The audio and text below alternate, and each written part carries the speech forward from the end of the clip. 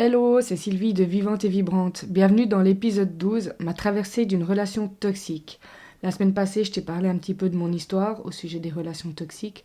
Aujourd'hui, je vais aller un petit peu plus loin et te raconter ma traversée d'une relation toxique. Pas en théorie, pas en tant que coach, mais en tant que femme. Parce que oui, j'y suis passée. Ce que je vais te partager n'est pas simple à raconter, mais si je le fais aujourd'hui, c'est parce que je sais qu'au moins une femme, en m'écoutant, va se reconnaître et que peut-être elle pourra se dire « Ok, je ne suis pas seule et moi aussi, je veux m'en sortir. Si elle a pu s'en sortir, je peux m'en sortir. » Alors voilà, je vais te raconter un peu mon histoire. Bienvenue dans Vivante et Vibrante, le podcast sans filtre pour reprendre ta place, ta voix, ta vie. Ici on parle dev perso, blocage émotionnel, blessure de l'âme, schéma répétitif, charge mentale, tous ces trucs relous qui bloquent nos vies de femmes. Mais on en parle avec un brin d'humour, beaucoup de cœur, un soupçon de spiritualité et surtout un max d'authenticité. On casse les croyances limitantes, on secoue les idées reçues et on reprend notre pouvoir personnel pour enfin vivre une vie qui nous ressemble. Alors si tu es en quête de sens et d'alignement, tu veux te sentir vivante, tu veux vibrer ta vie et te reconnecter à qui tu es vraiment, alors tu es au bon endroit. Allez viens, je t'embarque dans mon univers. Alors je vais être honnête, j'ai un peu procrastiné à t'enregistrer ce podcast. L'écrire ça a été facile, c'est mon histoire, c'est déposer mes mots, ça m'a fait beaucoup de bien.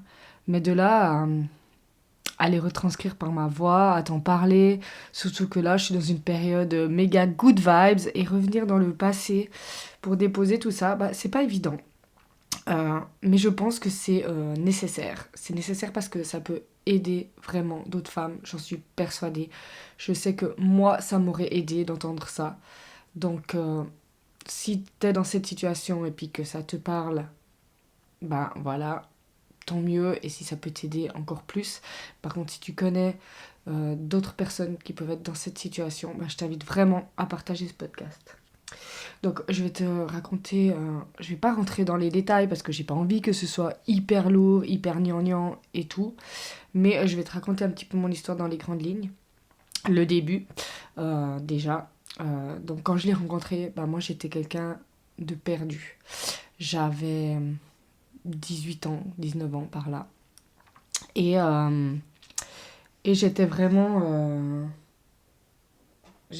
perdue. Je savais pas qui j'étais. J'étais, je pense, peut-être déjà dans un burn-out de vie, quoi. C'était ma première expérience professionnelle. Donc je pense pas que le burn-out, il était professionnel. C'est juste que je pataugeais, j'étais dans le brouillard, je savais pas qui j'étais. Et du coup, j'ai rencontré ce gars.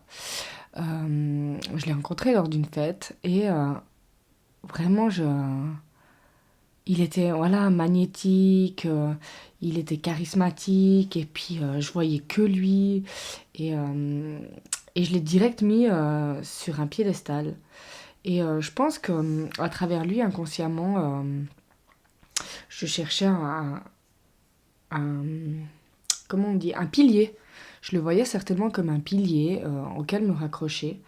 Donc forcément c'était pas conscient, hein, mais voilà, j'étais attirée par lui. Je l'idolâtrais et je pense qu'inconsciemment aussi, je croyais qu'il allait me sauver et qu'il allait combler tout ce qui manquait à ma vie, tout ce qui manquait à l'intérieur de moi. Avec le recul, je vois bien la dynamique qui s'est posée dès le départ, hein. Moi, avec ma blessure de l'abandon, je devenais dépendante. J'étais totalement, voilà, comme je le disais, à la recherche, je pense, d'un pilier. Je donnais tout, je me perdais totalement dans la relation. Et, euh, et lui, il avait ses propres blessures que forcément au début je ne voyais pas, hein. Euh, il est rapidement rentré dans cette posture de contrôle, de surveillance, de manipulation subtile parce que je pense qu'il voyait bien que j'étais totalement accro et qu'il pouvait faire de moi ce qu'il voulait. Alors, je sais pas si c'était conscient ou inconscient, je sais toujours pas à l'heure actuelle si c'est réellement un manipulateur pervers narcissique ou pas, ou si c'était juste nos blessures qui étaient attirées les unes vers les autres et qui finalement ne matchaient pas, quoi. Donc, Donc voilà, j'en sais rien et finalement, c'est pas grave. Mais ce que je sais, c'est que dès le départ, le terrain était miné, quoi. Euh, Petit à petit, il y a une spirale qui s'est installée, une spirale, un cercle vicieux, comme on dit. Ça commençait par des humiliations subtiles, en fait. Euh, je me souviens d'une fois où il me chuchotait des trucs, mais vraiment pas cool à l'oreille. On était à une fête, il m'avait pris sur ses genoux et puis il me disait des trucs vraiment pas sympas. Et moi, je me suis monstre énervée et tout, et je voyais tous les regards vers moi. Et personne ne comprenait, en fait, il le voyait lui, tout chou avec moi, et moi qui pétais un plomb, quoi. Moi, je pense qu'il y avait quand même du pervers narcissique, je sais pas. Je sais pas. Enfin bref. En revoyant la scène, je me dis que potentiellement. Mais du coup, c'était souvent des petites choses comme ça, ou alors il critiquait ma façon de m'habiller, mais vraiment, il m'insultait, quoi. Euh, je me faisais traiter de bip, on dira, euh, parce que je mettais une jupe. Alors qu'en fait, j'ai toujours mis des jupes, j'ai toujours bien aimé ça, et voilà. Il me reprochait aussi, quand j'allais rendre visite à mes parents, de faire trop long. Il me disait, ouais, tu fais trop long, je suis sûre que tu me trompes, t'es avec quelqu'un d'autre. Euh, ou quand j'allais voir mes amis, c'était pareil. Une fois, je me souviens, j'étais tellement toujours stressée en partant de chez mes parents, de devoir rentrer.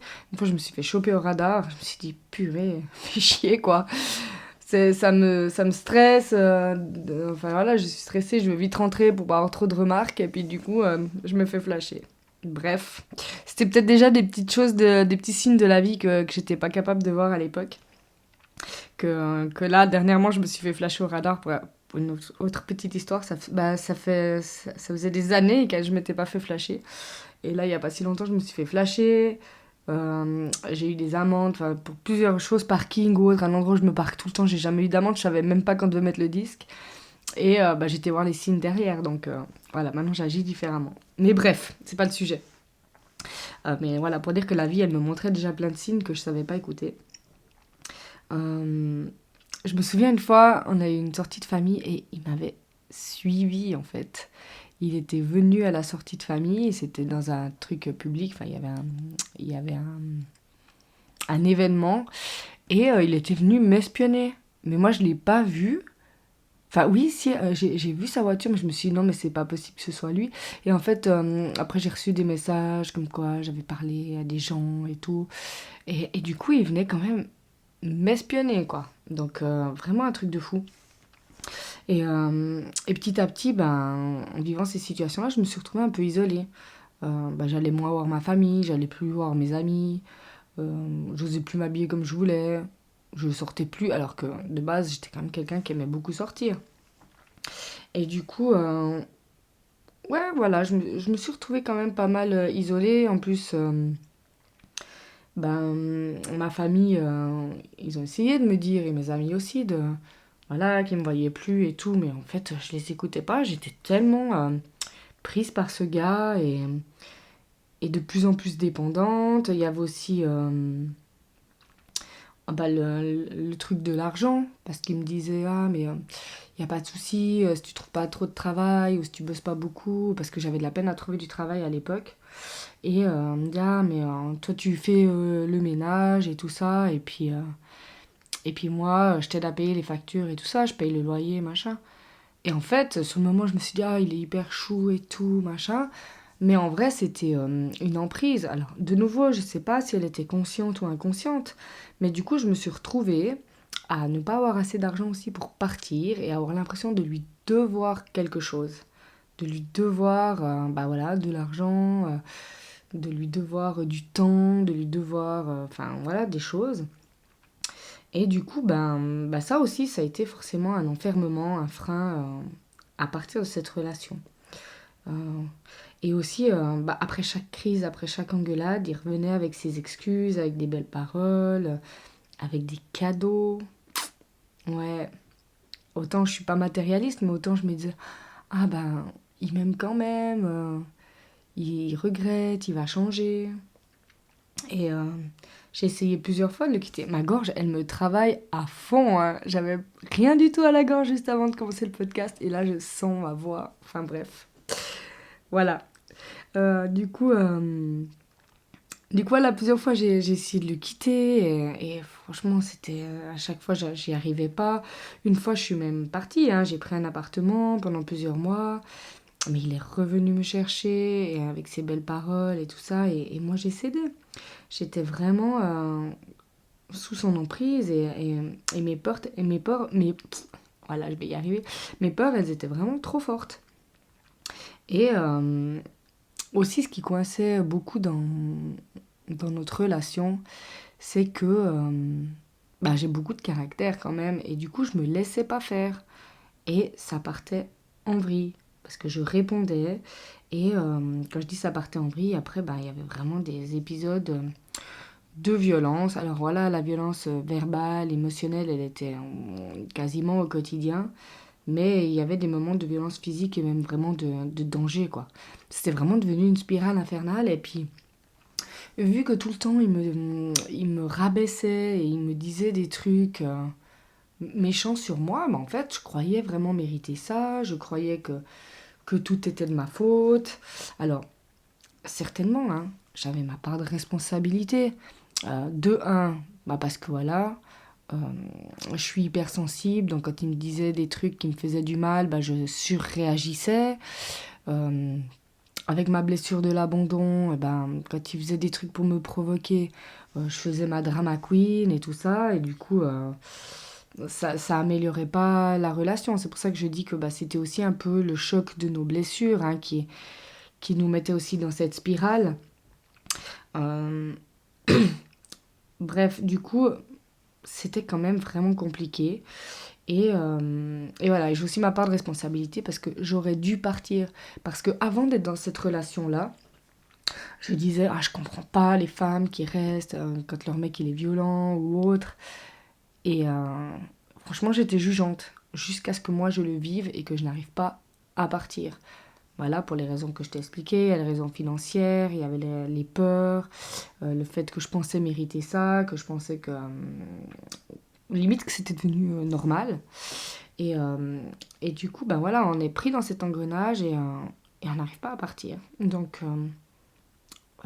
voilà, avant je jugeais ces femmes, ensuite je me suis jugée moi. Hein. Voilà, je me suis bah, voilà, dit que forcément je le méritais ou que... Enfin voilà, je me suis dit plein de choses vraiment pas cool, que maintenant j'ai forcément un tout autre regard sur la situation. Mais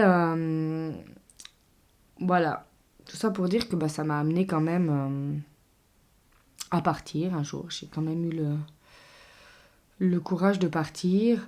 Mes amis, ma famille qui ont essayé de me sortir de là mais qui n'avaient rien à faire parce que bah, au début forcément bah, je l'aimais, je voulais pas partir. Avec le temps, bah, c'est devenu la peur. J'ai été bien détruite, persuadée que je méritais, comme je viens de te le dire. Euh, J'avais peur de ne pas y arriver sans lui, financièrement, émotionnellement. Et je me souviens qu'au final, en fait, ça m'a épuisée, toute cette situation. Je me suis... je ressentais plus rien, en fait. Ni pour lui, ni pour moi. J'étais totalement coupée de moi-même, en fait. Comme si je n'existais plus. Et je crois qu'un jour, bah, certainement grâce à ma sœur, j'ai réalisé que je n'étais plus que l'ombre de moi-même. Je me laissais mourir, en fait. Je ne vivais plus, je ne survivais même plus, en fait. J'étais à la dérive, à attendre que ma vie passe. Et je me suis demandé, mais elle est passée où, Sylvie, là? Pleine de vie, qui aime les gens, qui aime la vie, qui est joyeuse, solaire et tout ça et tout ça. Elle est où? Et voilà, même si je suis consciente qu'avant d'être dans cette relation, bah, j'étais déjà dans mes blessures, hein, j'avais déjà des choses qui allaient pas, mais j'étais quand même pas comme ça, ni à ce point-là. Là, je me reconnaissais vraiment plus du tout. Je mourais à petit feu. Et c'est là où j'ai vraiment pris la décision de passer par-dessus ma peur. Vraiment, ma sœur, elle m'a beaucoup soutenue.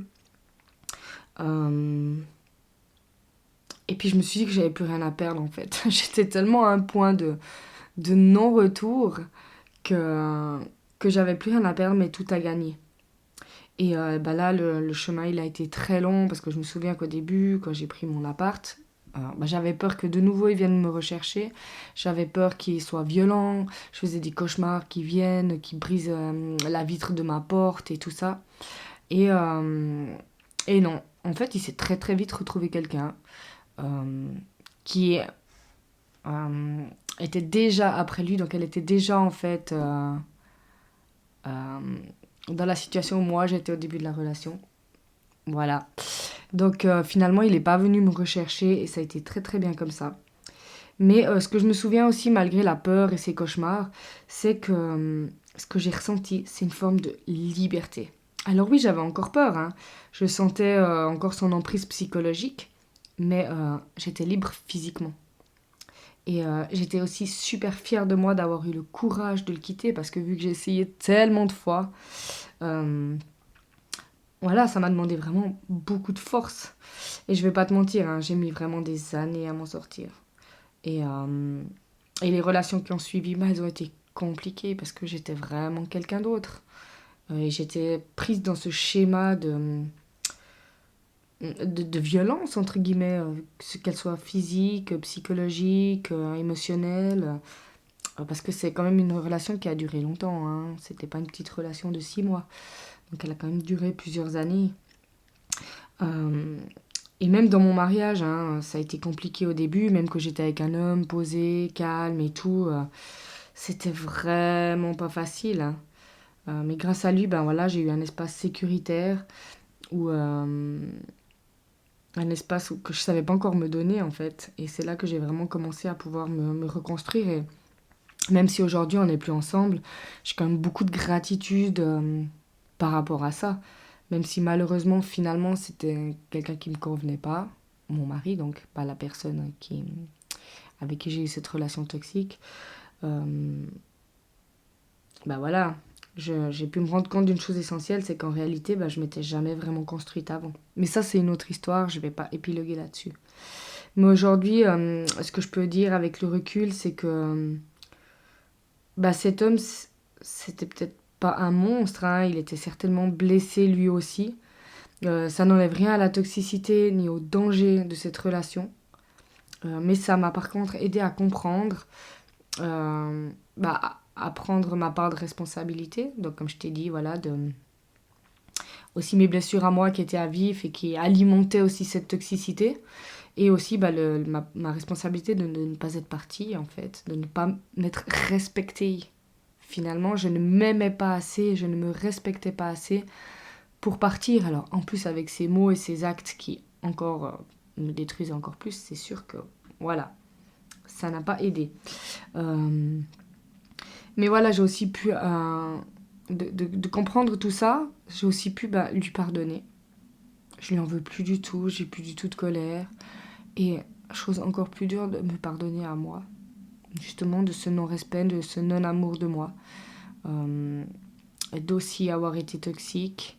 euh, D'avoir pris conscience de ça, ça a été terriblement difficile, hein.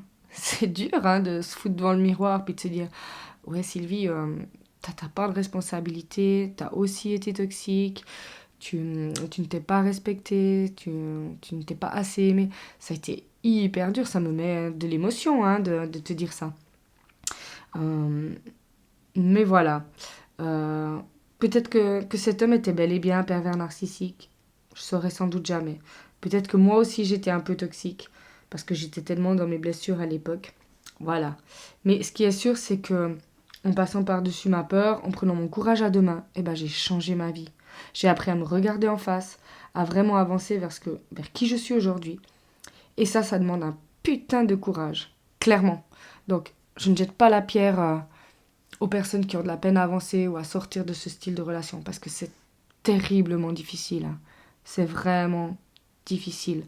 Euh, mais voilà. Bah, ça m'a aussi demandé du courage, comme je t'ai dit avant, de lui pardonner et de me pardonner à moi. Mais ça m'a demandé beaucoup de force, mais ça m'en a donné aussi vraiment beaucoup. C'est vraiment ma vraie leçon, c'est que, waouh, en fait, je suis hyper courageuse, je suis forte, je suis puissante. Même que j'étais une petite fille brisée, que j'étais une petite chose, j'ai réussi à transformer ça et à changer. Et si j'ai pu le faire aussi loin que ça a été dans cette relation ou même d'autres choses dans ma vie, mais tout le monde peut le faire. On a toute cette force et ce courage en nous. Il faut juste aller le chercher.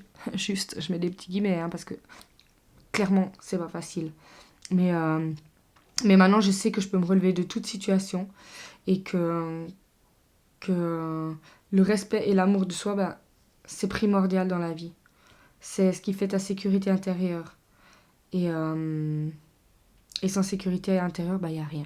C'est vraiment ça la base. Donc, euh, donc voilà. Je, je remarque que j'ai sauté un passage. Je suis en train juste de checker s'il y a des choses hyper importantes à dire. Ouais. Bah ouais, en faisant ce podcast, je me suis dit que j'ai peut-être vécu pas que... Enfin voilà, le podcast suivant, je vais te parler de la relation toxique, mais voilà, la relation toxique, juste entre guillemets le choc des blessures, c'est une relation qui peut être améliorée, ou la relation toxique où quand tu es vraiment avec quelqu'un qui est pervers, narcissique et manipulateur. Puis en faisant ce podcast, je me suis rendu compte, en écrivant voilà tous ces épisodes, qu'en fait je pense que j'ai vécu les deux. Donc la relation elle était déjà toxique, voilà, face à nos blessures, mais potentiellement ce mec est un pervers narcissique ou un manipulateur. Euh, Peut-être pas le pire de tous, on dira, mais je pense que c'était les deux, que même s'il n'avait pas été pervers narcissique et manipulateur, la relation elle aurait été quand même toxique. Par contre, je pense que je m'en serais sortie plus vite parce que j'aurais pas été sous son emprise en fait. Je pense que c'est ce qui fait la différence et je vais en parler au prochain épisode parce que je trouve que c'est hyper intéressant de faire la différence entre les deux. Euh, Parce que si t'es avec un pervers narcissique, il faut fuir là. T'as pas le choix parce que ta vie elle est en danger, que ce soit voilà à cause des violences psychologiques, verbales ou physiques. Tandis que si t'es dans une relation toxique où c'est vos blessures qui vous entraînent dans des cercles vicieux, tu peux encore changer ça, tu peux transformer en cercle vertueux. En coaching, on a tous les outils pour faire ça. Donc, euh, donc voilà, je vais clore là-dessus. Je vais pas revenir sur le passage que j'ai oublié parce que si je l'ai oublié, c'est pas pour rien. Donc voilà, sur ces bonnes paroles, je te dis à la semaine prochaine pour l'épisode 13, relations toxiques ou personnes toxiques, la différence qui change tout. Et n'hésite pas à partager mon épisode si tu penses que ça peut aider d'autres femmes dans ton entourage. À la semaine prochaine!